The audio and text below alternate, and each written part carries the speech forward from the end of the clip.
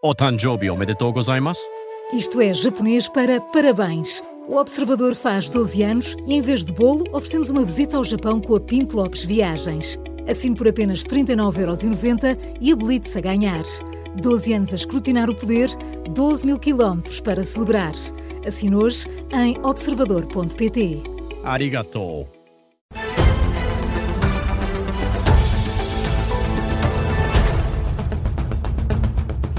Notícias das 5 com a edição do Miguel Videira. Começamos com o Presidente da República. António José Seguro chegou ao início da tarde a Angra do Heroísmo, palco das celebrações do 10 de junho, que se assinalam amanhã.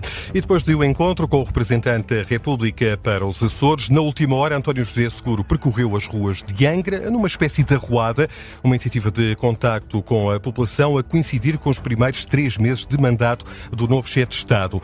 No encalço de António José Seguro, segue o jornalista do Observador Vasco Maldonado Correia, que se junta agora a nós nesta edição das 5. Vasco, o que tem dito e o que tem ouvido o Presidente da República de quem com o chefe de Estado se cruza? Por agora, Miguel, vai ouvindo até indicações, quase como de um guia turístico, mas por parte do Presidente do Governo Regional dos Açores, José Manuel Bolieiro, que se juntou agora a esta arruada, digamos, improvisada, mas que já vai em mais de 1 hora e não mostra sinais de abrandar. Tem também ouvido muita música, houve uma banda, uma secção da banda filarmónica da Força Aérea que tem estado aqui estacionada pela rua a dar pequenos concertos e por isso também a apimentar, a animar esta arruada, e vai ouvindo também, claro, muitos elogios por parte das pessoas que aqui vai encontrando, elogios em várias línguas, isto porque vai encontrando aqui pelas ruas tanto turistas como locais, por isso já falou francês, já falou espanhol, também inglês, sem fazer grandes distinções na hora de dar atenção a essas pessoas, sendo que tem mostrado também muita energia para falar com os locais aqui da Terceira, nestas ruas mais ou menos apertadas. Aparece também muita gente às janelas a mostrar bandeiras, a tirar fotografias. Há pouco uma senhora mostrava 2 bandeiras, uma de Portugal, outra dos Açores, e gritava que primeiro é açoriana e só depois portuguesa. Foi também com essa missão de mostrar a unidade do país, continente e ilhas, que António José Seguro aqui chegou aos Açores. Garantia ao início da tarde, depois dessa reunião com o representante da República a que fazias referência, Miguel, que garantir a independência territorial do país é um desafio importante em tempos de instabilidade do outro lado do Atlântico.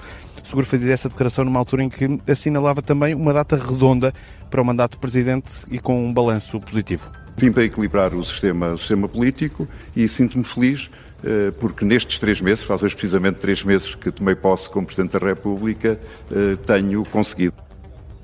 E essa avaliação positiva também serve para a relação com o Primeiro-Ministro. Tem havido uma boa articulação, boas reuniões de trabalho que temos tido semanalmente, e naturalmente isso corresponde àquilo que eu também assumi como compromisso com os portugueses, de ser um Presidente acima de todos os partidos, um Presidente de equilíbrio. Fica esse sinal positivo dado por António José Seguro, que está há mais de 1 hora aqui a passear pelas ruas de Angra do Heroísmo, isto numa altura em que importa referi-lo também, quem também já foi visto por aqui a passear e a cumprimentar algumas pessoas foi Marcelo Rebelo de Sousa, o antigo Presidente da República, que também vai marcar presença nas celebrações do 10 de junho, amanhã, e já está também na rua a sentir o pulso à população. As celebrações do Dia de Portugal, de Camões e das comunidades, acompanhadas aqui na antena do Observador pelo jornalista Vasco Maldonado Correia, a esta hora, nesta espécie de arruada de António José Seguro pelas ruas de Angra. Pelos Açores anda também o secretário-geral do PS. José Luís Carneiro foi confrontado com a denúncia de irregularidades nas eleições para a distrital dos socialistas em Coimbra. Vários militantes, incluindo um dos fundadores do partido, António Campos, enviaram uma carta a José Luís Carneiro a denunciar o pagamento massivo de cotas em algumas secções e concelhias, cadernos eleitorais com irregularidades, por exemplo. Ora, questionado sobre o tema, o secretário-geral do PS optou por não fazer quaisquer considerações. Hoje estou dedicado mesmo à economia do mar, e são assuntos de foro interno e da jurisdição nacional. E mais não disse. Maria Lúcia Amaral reconhece, em entrevista à Antena 1, que não tinha algumas competências necessárias para desempenhar as funções de Ministra da Administração Interna. Maria Lúcia Amaral pediu admissão na sequência da resposta do Ministério ao comboio de tempestades que atingiu o país no início do ano. A antiga Ministra diz que este episódio, a juntar aos incêndios do verão passado, conduziram-na a estas conclusões. Eu tive a noção de que não tinha meios, em toda a dimensão da palavra meios, os conhecimentos técnicos, o domínio do terreno, o conhecimento exato das pessoas, das corporações, até à sua ínfima particularidade que estão no terreno, para reagir imediatamente com a velocidade que se requeria ao contingente, ao imprevisível, e por isso entendi que nessa dimensão não dispunha de meios. Não tinha os meios necessários, nem a autoridade que, ressalva Maria Lúcia Amaral, não deve ser confundida com poder. O poder é a capacidade que se tem para moldar os comportamentos dos outros e para se fazer obedecer. A autoridade é a capacidade natural para se fazer obedecer por adesão dos outros. Uma falha que esteve na origem da decisão de abandonar o governo, é o que explica Maria Lúcia Amaral em entrevista ao podcast da Antena 1, ponto de interrogação. Saltamos para o pedido de explicações do LIVRE. O partido quer que o governo esclareça a contratação feita pela agência Lusa de uma empresa com ligações familiares a um elemento do gabinete do Ministro da Presidência. António Leitão Amargo tem a tutela da comunicação social e, por consequência, da agência Lusa. A revista Sábado conta que a agência de notícias contratou por ajuste direto para a prestação de serviços de consultoria uma empresa de que é proprietário o tio de um membro do gabinete do Ministro. Ora, o LIVRE quer perceber em que condições foi tomada a decisão de contratar, se houve avaliação prévia de eventuais incompatibilidades ou conflitos de interesse e que critérios objetivos justificaram a opção pelo ajuste direto. Seguimos daqui até à cidade do Porto. A Câmara Municipal decidiu adiar por mais 6 meses o contrato de reabilitação do bairro do Aleixo. Um contrato firmado em 2010 e cuja execução tem vindo a ser sucessivamente adiada, o que Miguel Pinheiro Correia voltou a acontecer. Quase 15 anos depois do início da demolição das torres, o futuro dos terrenos do bairro do Aleixo continua incerto. Hoje foi discutida a 7ª modificação ao contrato, mas o Presidente da Câmara lançou o tema em reunião com os vereadores com algum otimismo. E acho que estamos agora finalmente em condições de ver que este projeto vai avançar e, portanto, acho que temos finalmente a perspectiva de que esta é a última modificação, este é o último adiamento que aqui teremos de votar, porque agora estamos em condições de avançar. O entusiasmo de Pedro Duarte foi travado pela oposição, primeiro com o ceticismo de Manuel Pizarro. O vereador do PS não questionou o adiamento, mas sim o prazo. Nós temos dúvidas desta coisa dos adiamentos por 6 meses, porque se o anterior já tivesse sido por 1 ano, poupávamos este. Eu não sei se não era melhor ponderar bem, se não há otimismo a mais na ideia de que isto se vai resolver em 6 mesinhos, que eu acho que é mesmo otimismo a mais. Depois, as críticas surgiram também da parte do Chega. O vereador Miguel Corte Real quis saber se estes sucessivos adiamentos não prejudicam a autarquia, que ainda tem a receber quase 3 milhões de euros do contrato. Nós estamos sempre a adiar, no fundo, que nos paguem o que têm que pagar. É isto que estamos a fazer. E se fosse qualquer privado a dever dinheiro ao município, nós já estávamos a calcular juros, coimas, um conjunto de outras coisas. E nós aqui continuamos a adiar. E isto tem um custo financeiro. Em resposta, Pedro Duarte esclareceu que não foi o fundo imobiliário criado para investir nos terrenos do bairro que pediu este adiamento, mas sim a autarquia, que ainda não cumpriu a sua parte, isto é, ainda não avançou com o loteamento dos terrenos. A votação acabou a ser aprovada por unanimidade e, agora, caso a Assembleia Municipal também apoie esta iniciativa, a Câmara terá mais 6 meses, que podem ser prolongados por outro período de meio ano, para avançar com esta obra que se arrasta há vários executivos. Miguel Pinheiro Correia, jornalista do Observador, que acompanhou esta reunião da Câmara do Porto. Foi aprovado o novo adiamento do contrato de reabilitação do bairro do Aleixo. Passam agora 9 minutos das 5 da tarde. Abrimos também espaço para outras notícias que estão a marcar a atualidade.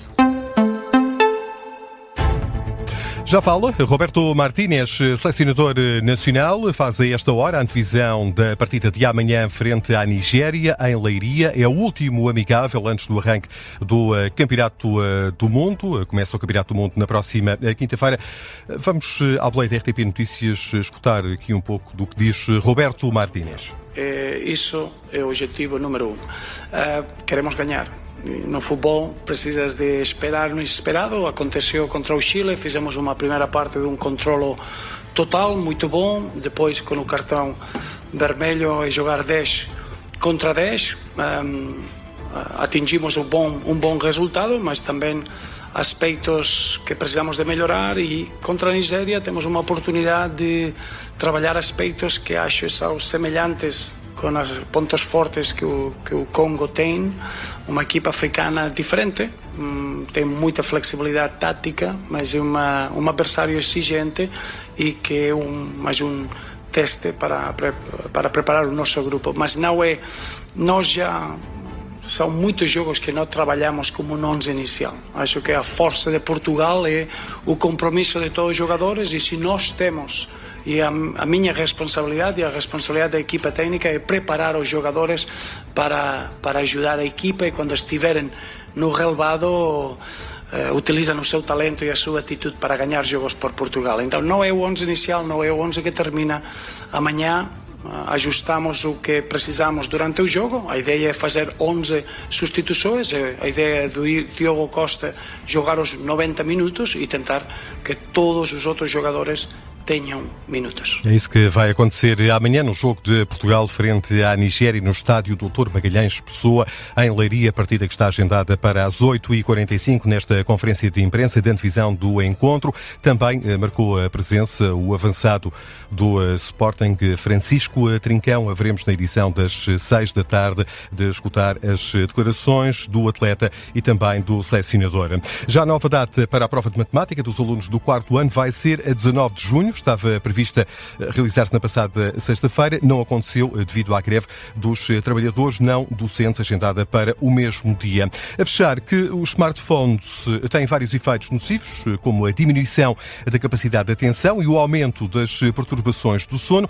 Já sabíamos, mas Miguel, e se o iPhone for responsável também pela queda da fertilidade? Epá, é melhor mudarmos de marca de telemóvel.